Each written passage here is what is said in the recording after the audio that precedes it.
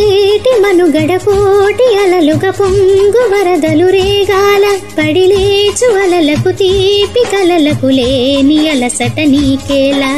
నల్ల నల్ల ఎండల్లోన ఎల్లకెళ్ళ పడ్డట్టున్న అల్లో మల్లో ఆకాశాన చుక్కల్లో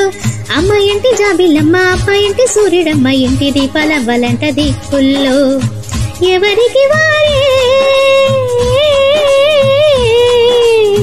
యమునకు నీరే రేవు నీరు నావదంట బాపతోడు రేవుదంట పంచుకుంటే